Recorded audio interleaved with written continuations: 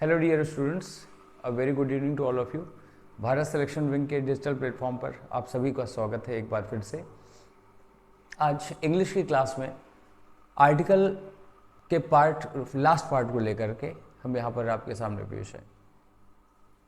इन सारे कॉन्सेप्ट्स को एक साथ आपको पढ़ना होगा शुरुआत से, स्टेप बाय स्टेप, और उसके बाद आज हम लोग इस टॉपिक को कवर कर लेंगे पूरी तरह से।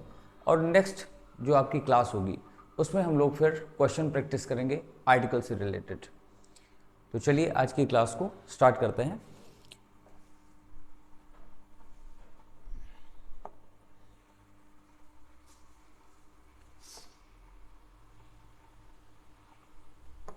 और हमारी जो बात चल रही थी ओमिशन ऑफ आर्टिकल्स की,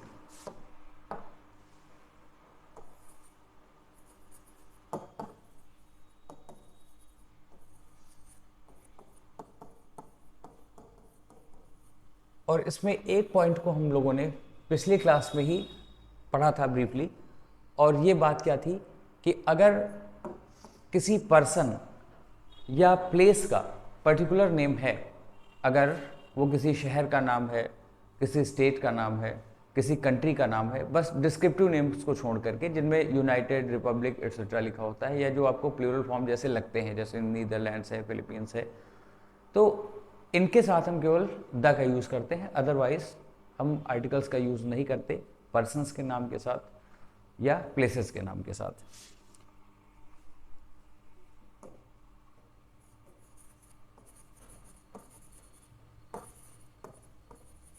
Mohan lives in Lucknow. Mohan lives in Lucknow, तो पर्सन का नेम हो गया या फिर ये सिटी का नेम हो गया। हम इसको आर्टिकल के साथ नहीं लिख सकते। हाँ, इस तरह से अगर हमको कॉमन नाउन के टाइप में अगर यूज़ करना हो इसको, जैसे there are 2 Mohans in my class but I am talking about the Mohan who is absent today. इसको देखिए जरा,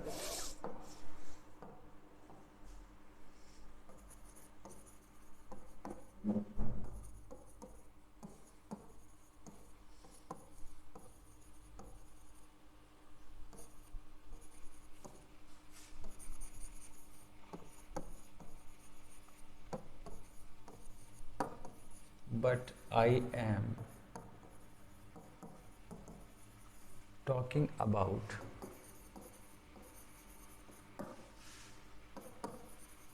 the Mohan who is absent today। तो इस सेंटेंस को जब हमने लिखा तो यहाँ पर बात क्या आई कि हमने लिख दिया 2 मोहन्स, और 2 के साथ जब हमने मोहन्स लिख दिया तो इसको हमने यूज़ कर लिया है कॉमन नाउन के टाइप में। अब यहाँ पर ये प्रॉपर नाउन नहीं रहा, ये क्या हो गया, एक कॉमन नाउन हो गया।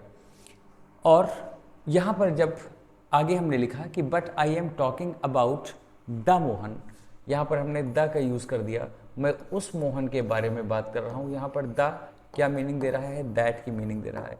इसका मतलब क्या हुआ कि आई am talking about that Mohan who is absent today, मैं उस मोहन के बारे में बात कर रहा हूँ जो आज एब्सेंट है।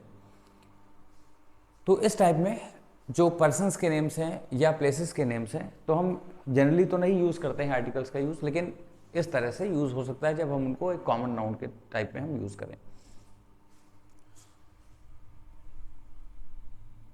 तो पिछली क्लास में हम लोगों ने प्रॉपर नाउन, मटेरियल नाउन और एब्स्ट्रैक्ट नाउन, यानी जो अनकाउंटेबल नाउन्स हैं, इनके साथ हमने कहा था कि आर्टिकल्स का यूज़ जनरली नहीं करना है, और किस तरह से किन कंडीशन में किया जाना है वो भी हम लोगों ने डिस्कस किया था। द वाटर कहेंगे तो उसका मतलब क्या हो जाएगा, द मिल्क हम कहेंगे तब क्या मतलब हो जाएगा। जैसे एक आध एग्जाम्पल्स और देख लेते हैं। एक ये लिखा हुआ है,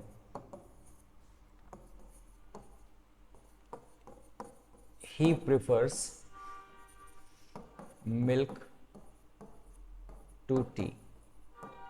he prefers milk to tea. अब ऐसे में अगर यहाँ पर मिल्क लिखा गया या यहाँ पर अगर टी लिखा गया, तो ये एक जनरल वे में ये दोनों जो है यूज़ किए जा रहे हैं अनकाउंटेबल नाउन्स। लेकिन अगर हम ये कहना चाहें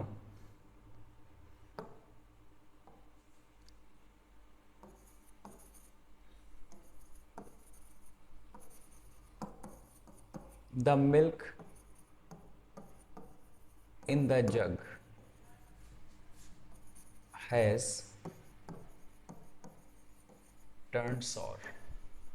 ये सॉर क्या हो गया? एडजेक्टिव हो गया। अब यहां पर क्या हुआ कि द मिल्क इन द जग, अब हम पर्टिकुलर बात कर रहे हैं, यानी इसका मतलब क्या हुआ? वो मिल्क यानी दैट मिल्क, इसका मतलब हो गया दैट मिल्क। और कौन सा मिल्क? जो कि कहां पर है? जग में है। अगर हम ये ना भी लिखें the milk has turned sour, तब भी अपने आप में पूरी बात हो जाएगी। इसका मतलब क्या है कि मिल्क एक सब्सटेंस के तौर पर पूरे मिल्क पर ये बात लागू नहीं हो रही है। हमने जब ये कहा कि he prefers milk to tea, तो फिर यहाँ पर मिल्क की एक जनरल वे में बात हो गई, टी की एक जनरल वे में बात हो गई। लेकिन जब हमने ये कहा कि द मिल्क, तो फिर उस बर्तन में रखे हुए दूध से मतलब हो गया, उस घर पर जो दूध रखा हुआ है उसके बारे में हम बात कर रहे हैं। और यहाँ पर क्या कह दिया गया? The milk in the jug has turned sour. इसका मतलब जग में रखा हुआ जो मिल्क है वो फट गया है, खट्टा हो गया है। तो इस टाइप में हमने यहां पर द का यूज कर दिया। ठीक है, अगली बात जो हमारी आती है वो ये है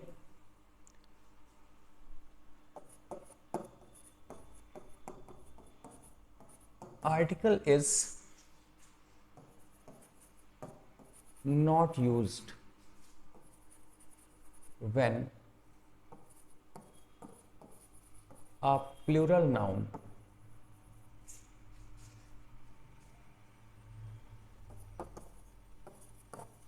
is used in a general sense। अगर हम किसी प्लूरल नाउन का यूज कर रहे हैं जनरल सेंस में, एक जनरलाइज वे में अगर हमने बात कर ली, तो फिर ऐसे में हमको वहाँ पर आर्टिकल का यूज़ नहीं करना है। अच्छा, नाउन अगर प्लूरल है, तो अगर आपका नाउन प्लूरल है तो आप ए या एन तो वैसे भी नहीं यूज़ कर सकते। ए या एन का यूज़ यहाँ पर नहीं किया जाना है। ठीक है, और अब बात बाकी आती है किस चीज़ की? The key. द यूज़ किया जा सकता है तब जब कुछ डेफिनेट थिंग्स के, डेफिनेट एनिमल्स के, डेफिनेट पर्सन्स के, इस टाइप में हम बात करना चाहें तो। एग्जाम्पल से इसको समझते हैं। एक सेंटेंस हमने ये लिखा,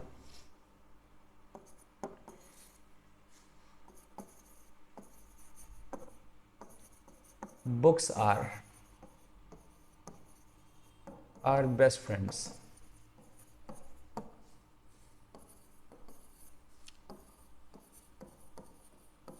sheep are economically useful।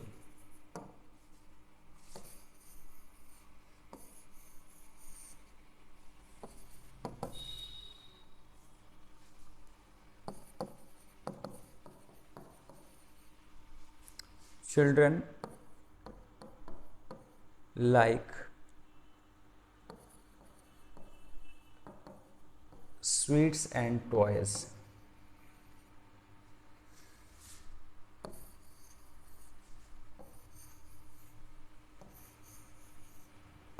In nouns को अगर आप देखें यहाँ पर, तो पहला क्या कहा गया है? ये बुक्स, यहाँ पर books are are best friends, किताबें हमारी सबसे अच्छी दोस्त हैं। तो नाउन ये कैसा हो गया? प्लूरल हो गया। और इस प्लूरल नाउन के साथ हमने यहाँ पर कोई भी आर्टिकल नहीं यूज़ किया। आर्टिकल क्यों नहीं यूज़ किया? द बुक्स का मतलब कुछ डेफिनेट बुक्स से हो जाएगा। अगर हम कह देंगे द बुक्स, तो इसका मतलब क्या होगा? कुछ निश्चित किताबों के बारे में हम बात कर रहे हैं। लेकिन अगर हमने कहा कि books are our best friends, किताबें हमारी सबसे अच्छी दोस्त हैं, एक जनरल वे में बात हो गई, कुछ डेफिनेट बुक्स के बारे में हम यहाँ पर बात नहीं करने जा रहे हैं। इसी तरह से शीप आर, शीप आपका जो प्लूरल फॉर्म है और सिंगुलर फॉर्म है, आपने नाउन में पढ़ा कि इसकी दोनों फॉर्म्स शीप ही होती हैं। हमने यहाँ पर प्लूरल फॉर्म में यूज़ किया है इसको, तो क्या कह दिया? Sheep are economically useful. Sheep जो है वो इकोनॉमिकली यूजफुल होती हैं, आर्थिक रूप से उपयोगी होती हैं। तो ये सभी शीप पर एक जनरलाइज वे में बात हो गई। इसी तरह से children like sweets and toys, बच्चों को मिठाइयाँ और खिलौने पसंद हैं। यहाँ पर कुछ पर्टिकुलर ना तो स्वीट्स के बारे में बात हुई, ना पर्टिकुलर किसी टॉयज़ के बारे में बात हुई है, और ना ही हम कुछ पर्टिकुलर बच्चों के बारे में बात कर रहे हैं। तो इन नाउन्स को हमने एक जनरलाइज्ड वे में यूज़ कर लिया यहाँ पर। तो ऐसे नाउन्स जब हम लिखेंगे, ठीक है, तो आपको यहाँ पर आर्टिकल का यूज़ नहीं करना है। एक सेंटेंस हम देखें, अगर सेंटेंस ये लिखा है हमारे पास,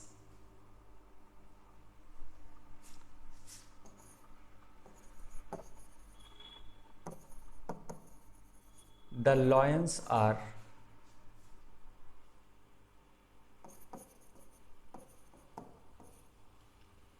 कार्निवोर्स। अच्छा, यहाँ पर इस टर्म को समझ लें जरा, कार्निवोर और कार्निवरस में क्या फ़र्क है, इस टर्म को जरा समझ लें। अगर हमने कह दिया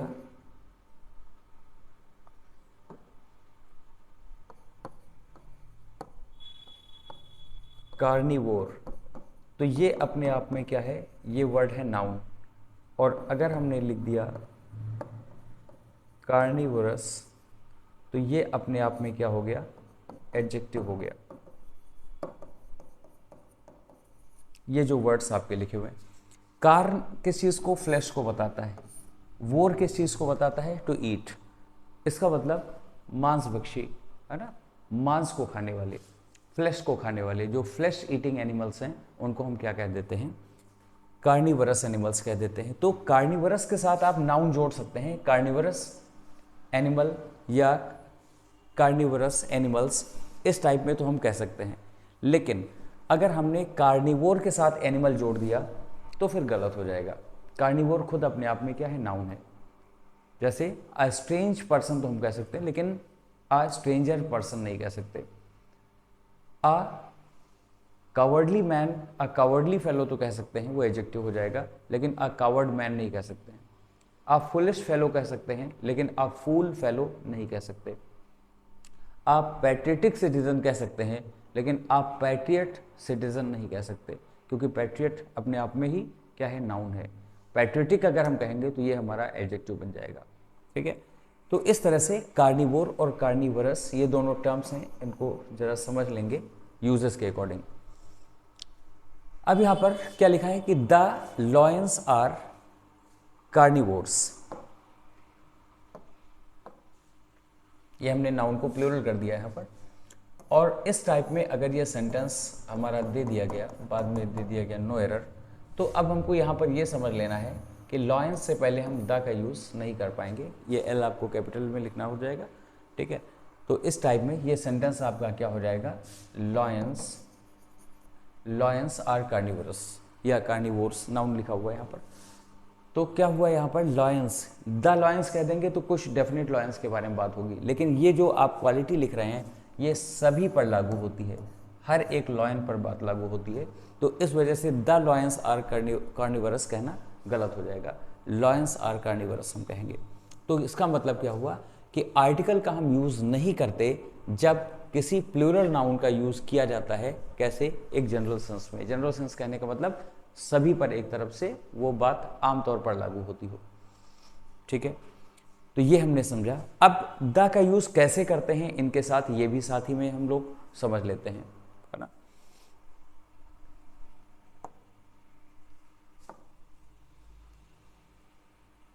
अगर हम ये कहना चाहें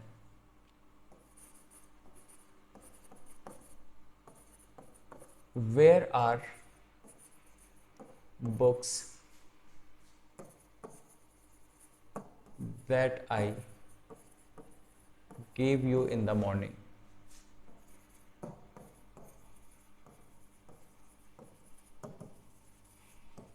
सेंटेंस हमने क्या लिखा, where are books that I gave you in the morning. ये सेंटेंस हमारे सामने है।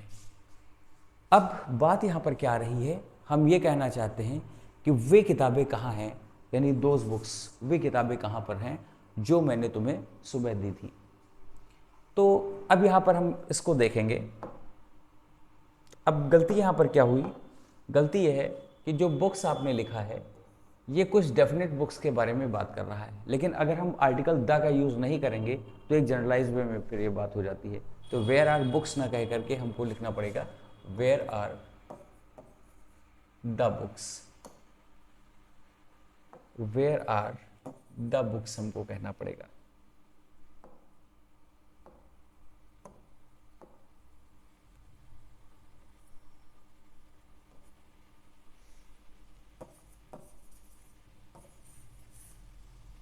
तो अब सेंटेंस ये सही होगा, where are the books that I gave you in the morning. इसी तरह से सेंटेंस अगर लिखा हुआ है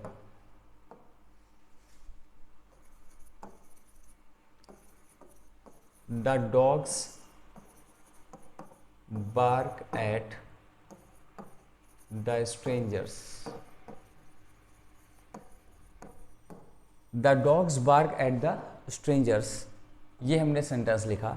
तो यहाँ पर एक जनरलाइज वे में बात हो रही है, डॉग्स की आदत के बारे में हम यहाँ पर बात कर रहे हैं।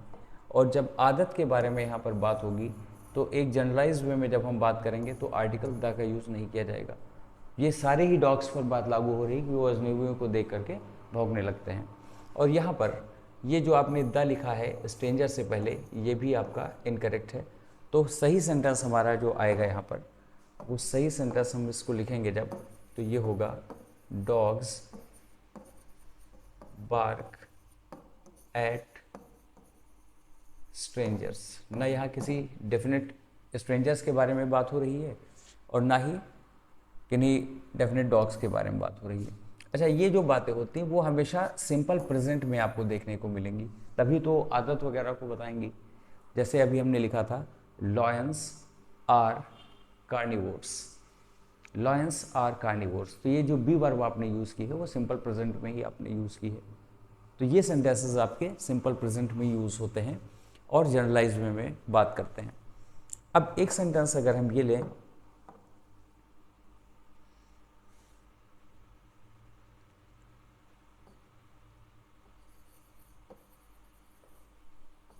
why are dogs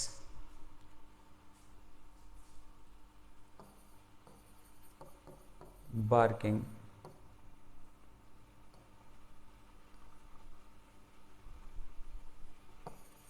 at the old beggar।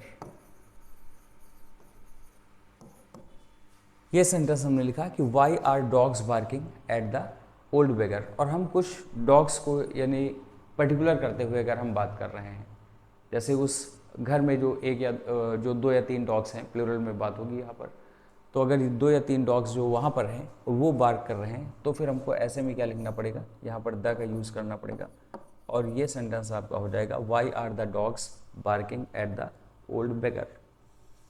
तो इस टाइप में अगर हमको प्लूरल नाउन को एक जनरलाइज्ड वे में बात करनी है, ऐसे में अगर यूज़ करना है, तो फिर हम आर्टिकल द का यूज़ नहीं करेंगे। और अगर हम कुछ डेफिनेट या पर्टिकुलर पर्सन्स के बारे में या एनिमल्स के बारे में, उनके बारे में अगर हम बात कर रहे हैं, तो फिर हमको द का यूज़ करना होगा। एक और सेंटेंस इसको हम समझने के लिए लिखते हैं,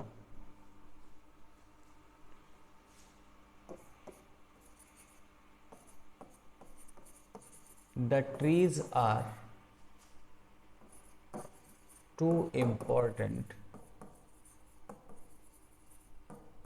for us to cut them unnecessarily।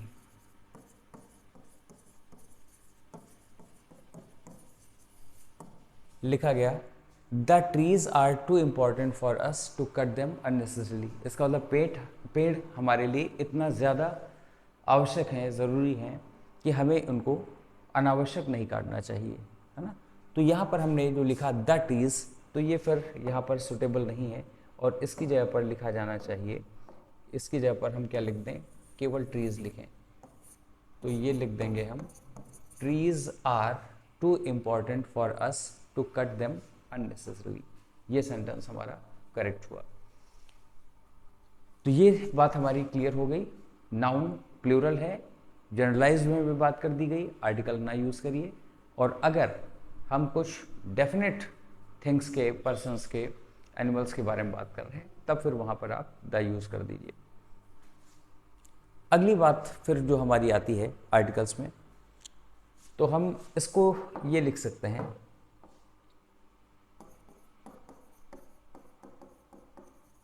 Articles are not used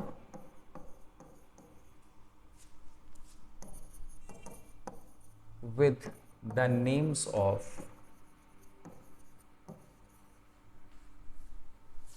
days, months, years, etc. Years के नेम से मतलब यहाँ पर क्या है कि एक पर्टिकुलर ईयर के बारे में, अगर जैसे हम 1998 कहते हैं इस टाइप में, तो अगर किसी डे के बारे में बात है, मंथ के बारे में बात है या ईयर के बारे में बात है, तो ऐसे में हमको आर्टिकल का यूज नहीं करना है।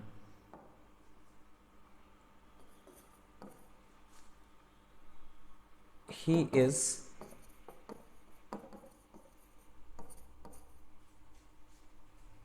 गोइंग टू हैदराबाद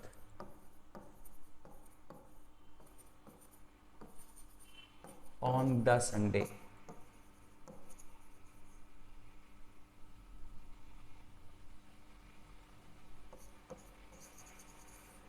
हमने लिखा he is going to Hyderabad on the Sunday. यहाँ पर ये डे के बारे में बात हो गई और इस वजह से हमको यहाँ पर द का यूज़ नहीं करना है।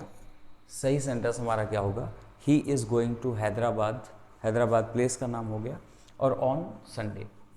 अच्छा, अगर हमको ये लिखना है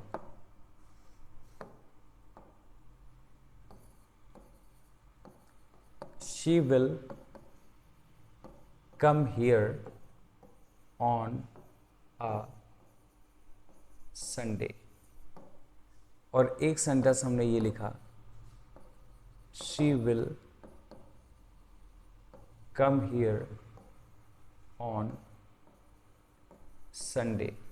तो सही तो ये दोनों ही हैं, लेकिन दोनों की मीनिंग थोड़ा सा चेंज हो गई है। अगर हमने ये लिखा कि she will come here on Sunday, तो इसका मतलब हुआ the coming Sunday, the coming Sunday. अगर उन्होंने क्या कहा, वेंसडे को मान लीजिए बात कही, वेंसडे को उन्होंने कहा कि she will come here on Sunday, तो वेंसडे के बाद थर्सडे, फ्राइडे, सैटरडे और उसके बाद जो संडे आ रहा है उस संडे के बारे में बात हो रही है। और आपने क्या कहा कि she will come here on Sunday. लेकिन जब आपने ये लिखा कि she will come here on a Sunday, a Sunday का मतलब क्या हुआ, एनी संडे, एनी संडे। यहाँ पर बात आपकी आ गई है कि वो ज़रूरी नहीं कि जो संडे आ रहा है उसमें ही आए, लेकिन जब भी आएगी तो संडे को ही आएगी, है ना। तो यहाँ पर इन दोनों में फ़र्क आपको समझना है कि she will come here on Sunday और she will come here on a Sunday. तो दोनों ही सेंटेंसेस ग्रामेटिकली आपके करेक्ट हैं, लेकिन दोनों में फ़र्क हो गया है थोड़ा सा।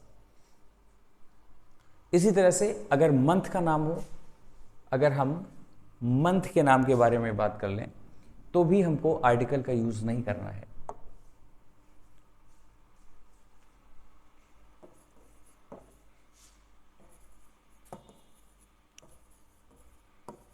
He will go to the USA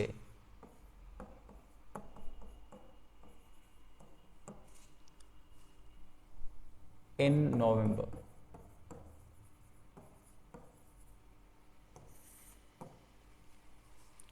He will go to the USA in November, मतलब वो USA जाएगा, और कब जाएगा, नवंबर में जाएगा।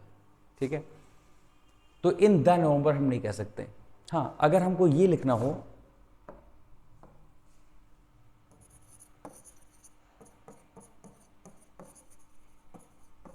द नवंबर ऑफ 2010, ये ऑफ आपने लगा दिया, पर्टिकुलर कर दिया, इसका मतलब 2010 का नवंबर, तो हम क्या लिख देंगे, the November of 2010। November of 2010 कहना गलत होगा। अच्छा, ये जो मंथ्स हैं, थोड़ा सा मैं इसके बारे में आपको बता दूं।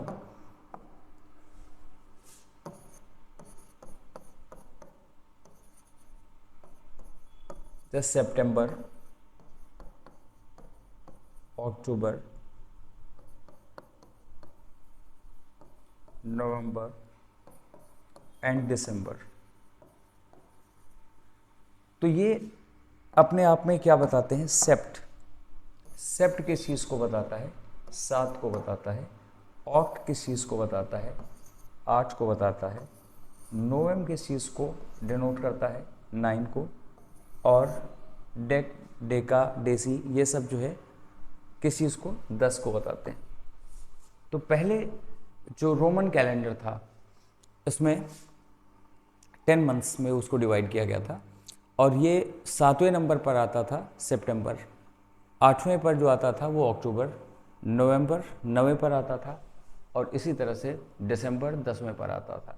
लेकिन फिर जूलियस सीजर के नाम पर जुलाई और ऑगस्टस सीजर के नाम पर अगस्त, ये 2 मंथ्स उसमें ऐड किए गए, और ये फिर दो दो ऐड होते हुए ये 9, 10, 11 एंड 12 इस टाइप में आ गए।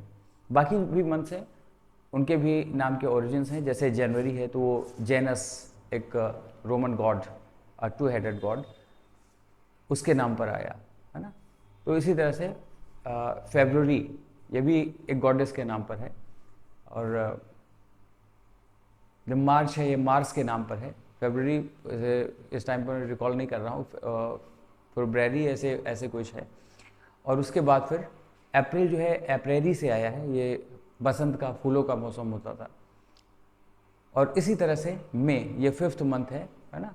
मई जो है वो जो क्विंट एक रूट था और उससे उसको जो है मई को लाया गया। तो यहाँ पर जूनो, मतलब एक गॉडेस, उनके नाम पर फिर जून आया। तो इस तरह से ये सेप्ट, ऑक्ट, नोवेम और ये डेका या डेसी से क्या है आ गया? 10 आ गया, जिससे दिसंबर हुआ।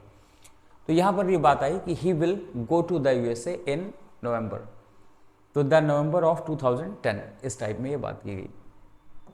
यहाँ पर द का यूज हो जाएगा। फिर अगली हमारी बात आती है, जैसे ईयर है,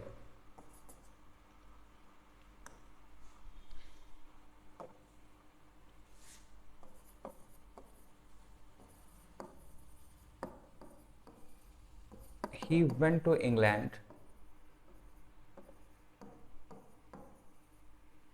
in the 1998, तो फिर गलत हो जाएगा।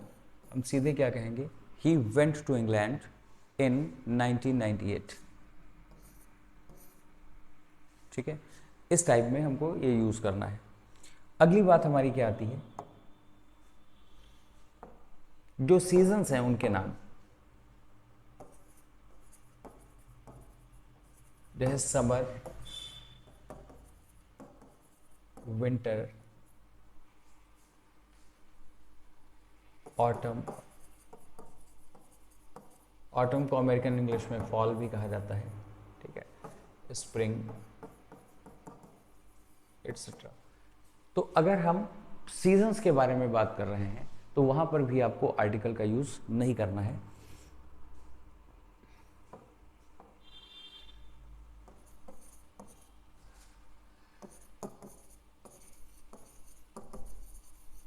He is going to Shimla in summer. He is going to Shimla in summer। तो इन द समर नहीं कहा जाएगा, इन समर, इसका मतलब जो कमिंग समर है उसके बारे में। लेकिन हाँ, अगर हम इसको पर्टिकुलर करना चाहें किसी साल की समर के बारे में, तो फिर ऐसे में हमको द का यूज़ करना पड़ेगा। जैसे अगर हम ये लिख दें,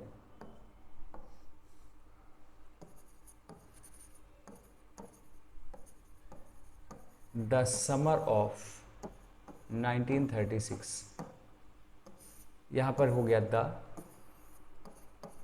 क्योंकि हम कह रहे हैं क्या? 1936 की गर्मी में, तो क्या होगा? The summer of 1936। अगली बात हमारी क्या आती है?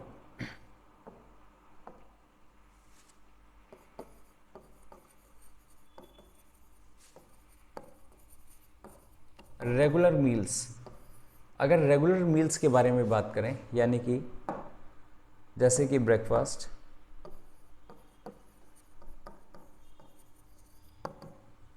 लंच, डिनर, तो ऐसे में आपको द का यूज नहीं करना है। फॉर एग्जाम्पल,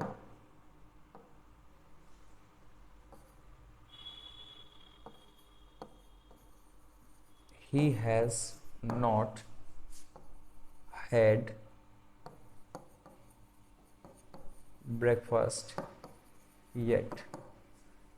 इस हैज़ यानी हेल्पिंग वर्ब का यूज़ किया गया है, और ये जो हैड है ये क्या है, हैव की थर्ड फॉर्म है। हैव, हैड, हैड, यानी हैव का मतलब टू ईट या टू टेक से मतलब है। तो यहाँ पर जो हैड है वो क्या मीनिंग दे रहा है, टेकन। तो he has not had breakfast yet, इसका मतलब उसने अभी तक नाश्ता नहीं किया है। हाँ, अगर हम उसको पर्टिकुलर करना चाहते हैं, ये एक रेगुलर डे के टाइम की मील के बारे में बात हो रही है कि जो सुबह सुबह जो है हल्का फुल्का खाया जाता है, तो वो क्या है, ब्रेकफास्ट है। लेकिन अगर हम ये लिखें कि the breakfast was very delicious, the breakfast was very delicious, इसका मतलब उस दिन के ब्रेकफास्ट के बारे में बात हो रही है और उस नाश्ते के बारे में बात हो रही है जो उसने किया। तो यहाँ पर हमने क्या लिखा कि he has not had breakfast yet. हाँ, अगर हमको ये लिखना है, कोई एडजेक्टिव इसके साथ जोड़ देनी है, तो फिर हम आर्टिकल का यूज़ कर सकते हैं। अ हैवी ब्रेकफास्ट। अगर हमने कह दिया कि आ हैवी ब्रेकफास्ट, तो ये करेक्ट है। हैवी यहाँ पर इसके साथ हमने एडजेक्टिव यूज़ कर दिया। जैसे he generally takes a heavy breakfast because he often skips lunch, तो फिर हम यहाँ पर क्या कह देंगे, आ हैवी ब्रेकफास्ट, ऐसे हमको कहना होगा। तो जो रेगुलर मील्स हैं, इनके नाम के साथ भी आपको आर्टिकल का यूज़ नहीं करना है। फिर अगली बात हमारी आती है diseases.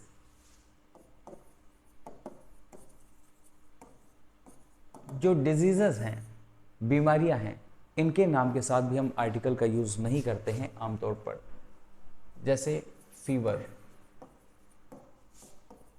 Cholera, typhoid,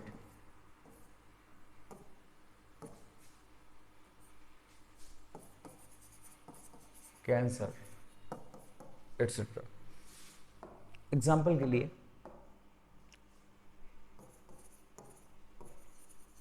he has been suffering from the fever since last night। Last night क्या हो गया, एक पॉइंट ऑफ टाइम हो गया, तो उसके साथ हमने सिंस का यूज़ कर दिया। और यहाँ पर जो द लिखा है वो इनकरेक्ट है। हमको क्या लिखना पड़ेगा, he has been suffering from fever since last night, ना कि the fever. The old man died of the cancer. तो यहाँ पर जो कैंसर है एक डिजीज़ का नाम हो गया।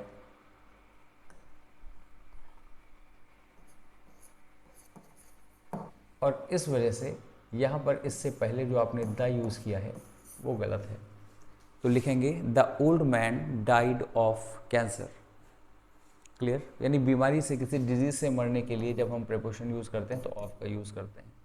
डाई फ्रॉम क्या होता है, किसी फिजिकल स्टेट वगैरह से अदर देन डिजीज़, जैसे स्टारवेशन, फैटीग, इनके लिए हम फिर फ्रॉम का यूज़ करेंगे। हालांकि यहाँ पर आपको एक चीज़ ध्यान रखनी है,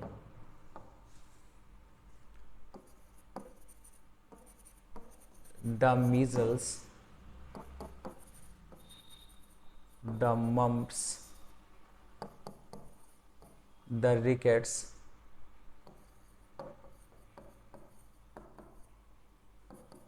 द प्लेग, द फ्लू, ये एक्सप्रेशंस आपके करेक्ट हैं। हालांकि आप केवल मीजल्स, मम्प्स इस टाइप में लिखेंगे तब भी वो करेक्ट है, लेकिन अगर द लगा हुआ है तो भी वो इनकरेक्ट नहीं है। इनके साथ ये ऑप्शनल है, द आप लगा भी सकते हैं, ड्रॉप भी कर सकते हैं। तो ये एक्सप्रेशंस आपके करेक्ट होंगे, ये इनकरेक्ट नहीं होंगे। और ये आपने नाउन में पढ़ा है, जैसे मीजल्स है, मम्स है या रिकेट्स है, तो ये सब क्या है, सिंगुलर हैं, बीमारियों के नाम है, सिंगुलर में रहेंगे हमेशा। तो इस वजह से वर्ब इनके साथ आपको हमेशा सिंगुलर लानी पड़ेगी। डिजीजेस के बाद फिर अगली बात जो हमारी आती है वो क्या है,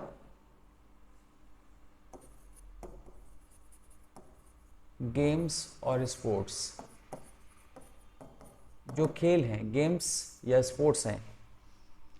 अच्छा, गेम और स्पोर्ट में थोड़ा सा एक स्लाइट डिफरेंस ये होता है कि स्पोर्ट ज़्यादातर एडवेंचरस होते हैं और वो इंडिविजुअल स्किल्स को उस पर ज़्यादा एम्फेसाइज करते हैं, ज़्यादातर अकेले भी ये खेले जाने वाले होते हैं, तो उनको हम स्पोर्ट्स के अंतर्गत लाते हैं। गेम्स क्या है, ये इंडोर आउटडोर गेम दोनों तरह के हो सकते हैं। जैसे इंडोर गेम्स में आपके चेस वगैरह हो गया, वीडियो गेम हो गया। आउटडोर में क्या है, क्रिकेट है, हॉकी है, ये सब आउटडोर जो आपके गेम्स होते हैं वो टीम के साथ खेले जाते हैं। तो गेम्स या स्पोर्ट्स हैं, इनके नाम के साथ भी हमको आर्टिकल का यूज़ नहीं करना है।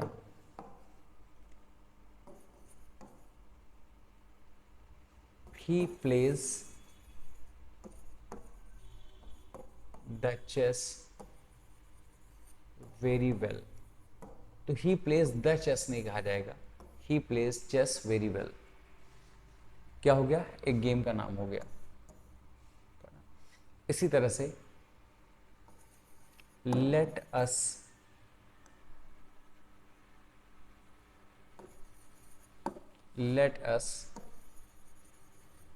Play cricket.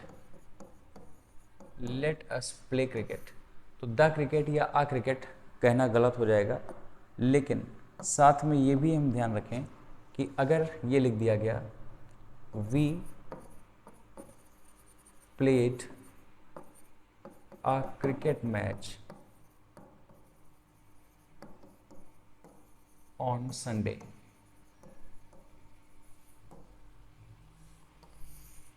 या फिर अगर हम लिखें the cricket match was very interesting,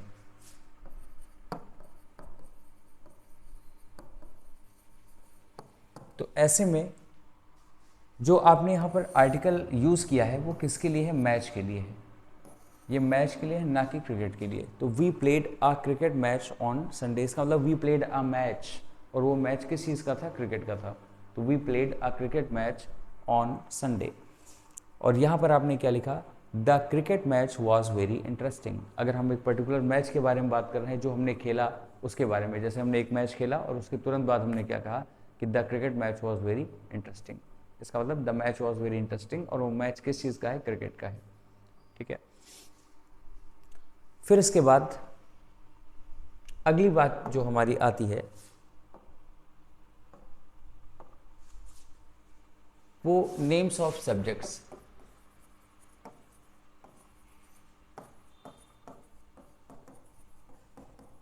names of subjects, जैसे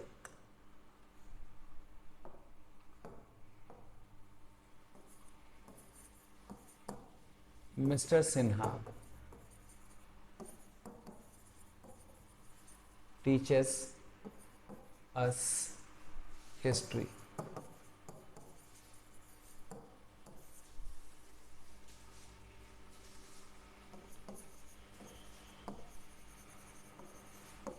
Mathematics is a difficult subject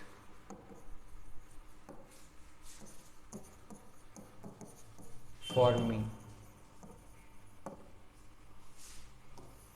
तो यहाँ पर आप द हिस्ट्री या द मैथमेटिक्स इस टाइप में हम यूज़ नहीं कर सकते हैं। सब्जेक्ट्स के नाम के साथ आपको आर्टिकल का यूज़ नहीं करना है। हाँ, अगर पर्टिकुलर करना है तो फिर वहाँ पर हो जाएगा। जैसे हम अगर ये लिखना चाहें, द हिस्ट्री ऑफ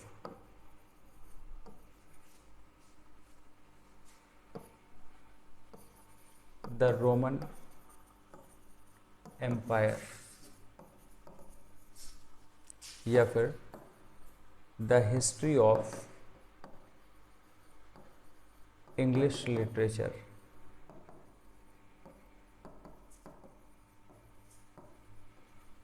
आप बाकी चीज़ों को, रोमन का आर आपको कैपिटल ही रखना पड़ेगा, ठीक है। बाकी चीज़ों को अगर आप मतलब इसको टाइटल के तौर पर आप यूज़ कर रहे हैं तो आपने कैपिटल से लिख दिया, अदरवाइज आप स्मॉल से इसको लिख देंगे। तो the history of the Roman empire या फिर the history of English literature, इस टाइप में आपने यहाँ पर द हिस्ट्री लिख दिया। तो ये पर्टिकुलर कर रहा है ऑफ जोड़ करके यहाँ पर। अच्छा, इसका मतलब ये नहीं कि जहाँ पर भी आप ऑफ का यूज़ देखेंगे वहाँ पर आप द ही लगा देंगे, ऐसा ज़रूरी नहीं, ये डेफिनेट कर रहा हो। जैसे हम ये लिख दें he is a man of might, तो द मैन ऑफ माइट नहीं कहा जाएगा, क्योंकि वही केवल माइटी नहीं, अकेले वही ताकतवर नहीं है। इसका मतलब he is a mighty man. इसी तरह से हमने इसको क्या लिख दिया, he is a man of might. ठीक है। फिर अगली बात क्या आती है हमारी, कि अगर यूज़ कर दिया गया है type of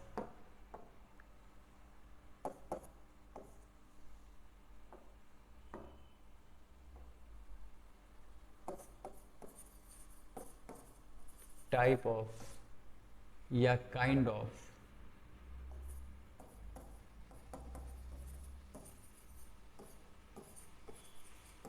variety of,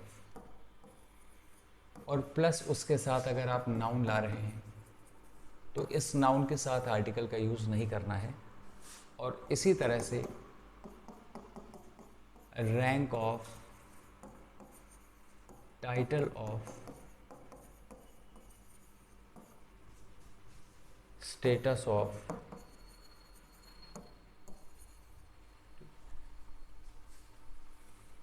post of, इसके साथ भी जो आप यूज़ कर रहे हैं नाउन, तो इन नाउन्स को बिना आर्टिकल के आप लिखेंगे। For example,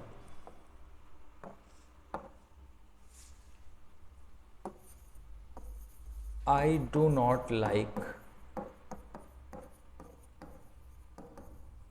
this type of dress, या फिर ही वॉज promoted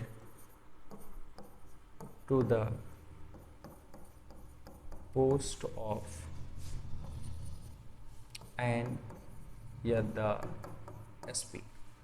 ये सेंटेंसेस लिखे हुए हैं और इनमें क्या है, अगर ये लिखा गया कि आई डू नॉट लाइक, यानी मुझे पसंद नहीं है, और क्या पसंद नहीं है, this type of a dress, तो this type of a dress नहीं कहेंगे, दिस टाइप ऑफ ड्रेस कहेंगे। He was promoted to the post of INSP या द SP, ये आपको यूज़ नहीं करना है, क्योंकि ये किसी पर्सन के बारे में नहीं बात कर रहा, पोस्ट ऑफ SP यानी SP की रैंक को बता रहा है। एक तरह से एक एब्स्ट्रैक्ट यहाँ पर नाउन के तौर पर ये बात हो जाती है। तो ऐसे में फिर हम यहाँ पर आर्टिकल का यूज़ नहीं करते हैं। तो ये हमारे कुछ कॉन्सेप्ट्स थे। तो मतलब ये हमारी आज की क्लास थी जिसमें हमने ओमिशन ऑफ आर्टिकल्स के बारे में डिस्कस किया। और अगली जो आपकी क्लास होगी उसमें हम नाउन के और आर्टिकल के कॉन्सेप्ट्स को, क्योंकि आर्टिकल्स जो है वो नाउन से ही जुड़े हुए हैं, तो नाउन के कॉन्सेप्ट्स को जो आपको मैंने पढ़ाया है, आर्टिकल्स के जो कॉन्सेप्ट्स को मैंने आपको पढ़ाया है, दोनों को आप अच्छे से रिवाइज करें। और उसके बाद फिर जो आपको क्वेश्चंस दिए जाएंगे उनको आप अटेम्प्ट करें और कोशिश करें कि आपके मैक्सिमम क्वेश्चंस, या फिर मैं कहूँगा सारे के सारे आप बिल्कुल सही करें, बहुत ही अच्छा रहेगा। लेकिन साथ में अगर गलत भी होंगे तो फिर आप सीखेंगे उनको। चलिए मिलते हैं नेक्स्ट क्लास में, टिल देन गुड बाय।